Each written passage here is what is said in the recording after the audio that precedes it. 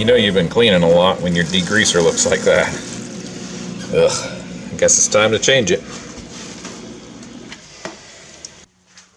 Alright, now we're going to put new O-rings and kind of not really rebuild these fuel injectors, but make them ready to put on the car. Some of these are missing an O-ring, and you know, it's always nice to put on new ones just because you don't want anything to leak, especially with a new car. So if it does have the O-ring on here, sometimes they're hard to get at. Sometimes you can actually just pierce it with a pick and get it off of there. This one here is just coming right off. Well, it was until I said something. There it goes. So you have that. And these I found going both putting them on and taking them off. If you twist them a little bit, it helps them come off. Man, I can't talk today. And then this bottom one just comes right off. And you can get these kits.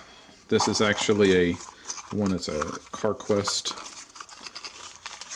They make these all over the place. And it comes with everything you need.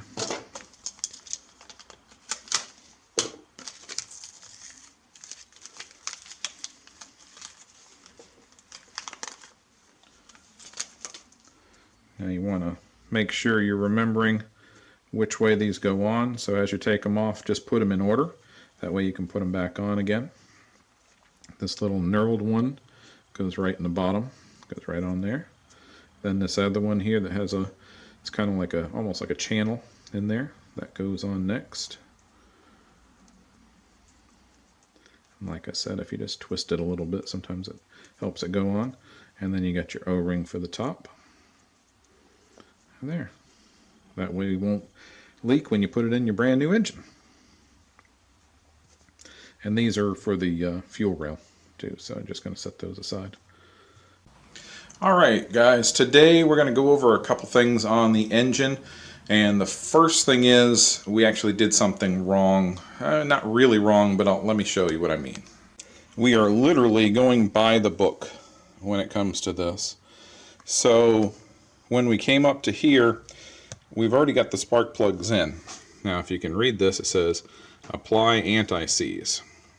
That's something we didn't do. Is it absolutely necessary? Probably not, but you know what? How are we going to show you guys the right way to do things if we're not doing it the right way? So let's go ahead and fix that.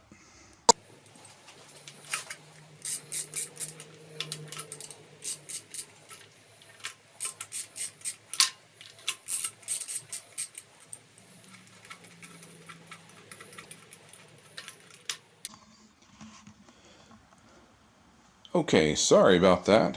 Where we left off is we were taking the spark plugs out and redoing those, putting some anti-seize in those to try to do the things like we were supposed to do, and all of my batteries died, so I do apologize for that. While everything was getting charged up, we put on the oil cooler, we put on the oil filter, put on the oil sensor, put on the alternator, the motor mounts, got the thermostat and thermostat housing put on. On this side we got the headers put on, got the water outlet pipe put on, the other motor mount, and that is for the power, actually the AC bracket. And we got it up off the lift, off the stand. We also put on the dipstick, but that's only temporary because I got to put the back plate on for right now. So that's where we're at right now. We've got our intake getting ready to go on. We've got the transmission and flywheel and clutch and all that's going to go on today. The only thing I'm worried about is all these little hoses and things, trying to figure out where everything goes. As far as the engine harness, pretty much one thing goes into one area, so that's going to be just how it is. It's kind of plug and play, as it were, so it should be fairly easy to do. So let's get to it and see what's next. I think we're going to be working on the flywheel. Another thing we did right before we left yesterday was put the new pilot bearing in the flywheel, so we're going to be doing that. We got a new, I think the pronounce it Exidi clutch and pressure plate and throwout bearing. And we got a little clutch tool. So we should be good to go there. And we'll see how things go. Alright, now our next step is going to be replacing the throwout bearing. That should be a fairly easy job. I'll show you how to do it. Right behind this throwout fork here is a couple little pieces of wire that go like this. They go right around a ball that's right behind here. So you just undo those. It pops right out. Real easy. Now this is the old throwout bearing. There is no reason to not change this when you're changing a clutch. Most of them come with it. Mine was making noise and being all ugly. And I mean, you can see that. That's pretty gross. So we're going to go ahead and replace that. Let me go ahead and give this a quick wipe down. And we'll go ahead and continue.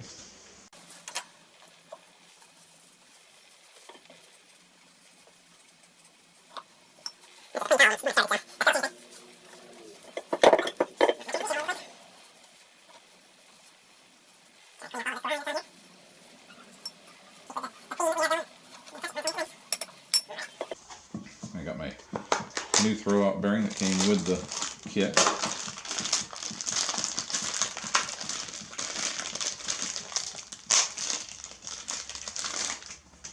Much better looking. Put a little loop right on this area here. That's so your clutch carrier or your throwout bearing carrier, bearing itself carrier, can slide on that shaft easy enough. I'm going to put a little bit on the ball too.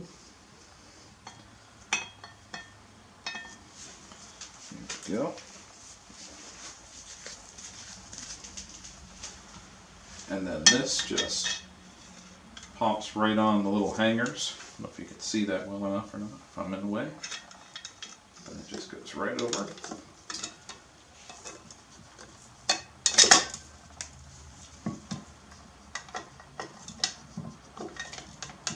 And clicks right on there.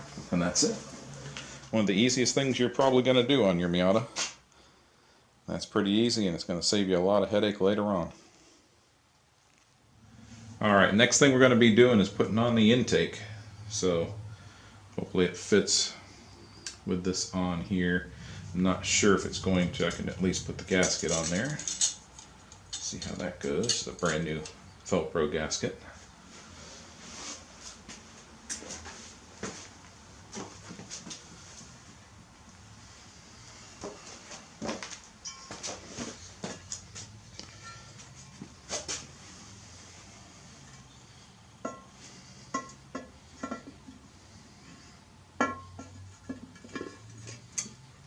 Yeah, that'll fit on there quite nicely.